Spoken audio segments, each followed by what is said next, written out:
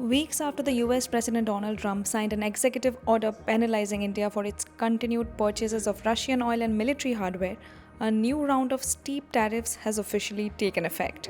Beginning August 27, the 50% tariff now applies to a wide range of Indian exports entering the American market. Earlier in August, the White House had announced a fresh 25% penalty tariff on Indian goods, layered on top of an already existing 25% duty. Now, this effectively doubled the levy on several products to 50%, a level rarely seen between major trading partners. The United States is India's largest single export destination, accounting for nearly 17% of total outbound shipments. Of this, textiles and apparel alone contributed close to $15 billion, making it the second largest component after gems and jewellery. Now, as per a Reuters report, about 55% of Indian exports to the US now fall under the 50% tariff bracket. The sectors most exposed are some of India's most employment-heavy industries, which is textiles, apparel, gems and jewellery, seafood and leather goods. Among the hardest hit is India's textile and apparel industry, which employs more than 45 million people and is the second largest employer after agriculture. The US has long been a critical market, accounting for about 27% of India's textile exports. Now, with a 50% tariff now slapped on cotton garments, home furnishing and other apparel categories, exporters warn that Indian products will no longer be competitive compared to those from Bangladesh and Vietnam, where tariffs remain at 20 to 25%.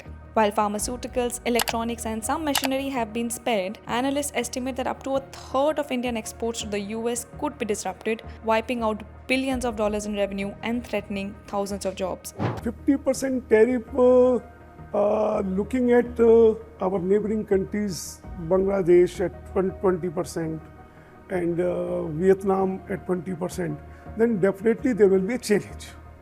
On 50%, we will be only serving the niche market, and they must understand that this tariff is not going to burden us. They are going to burden their own customers, own consumers.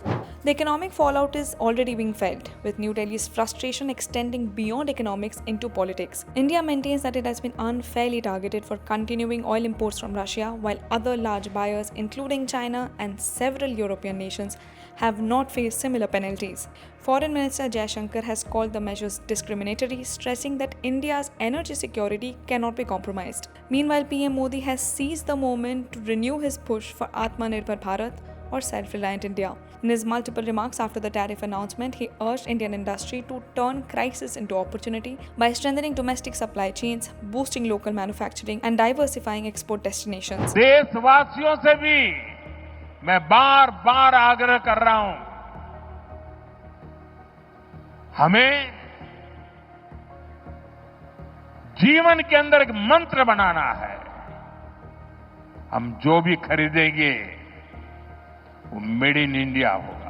Now, beyond trade, the tariff marks a troubling moment for the wider US-India relationship, described as one of the lowest points in bilateral ties in recent memory, with the danger that Trump's hardline could inadvertently push New Delhi closer to Moscow and Beijing. Yet, both sides have reason to avoid a complete rupture. The US still views India as a vital partner in balancing China's rise, while India values American technology, investment, and defense cooperation. For this reason, officials on both sides need to keep diplomatic channels open. Indian exporters, meanwhile, are looking to Europe, Latin America, and Southeast Asia to fill the gap, though replicating the scale of the US market will not be easy. For now, business and export clusters bear the brunt of the dispute. With tens of thousands of jobs already at risk, the coming months will be decisive. Either Washington and New Delhi find a way to climb down from the confrontation, or the 50% tariffs could mark the beginning of a deeper drift between two of the world's largest democracies. But Prime Minister Modi's message is clear.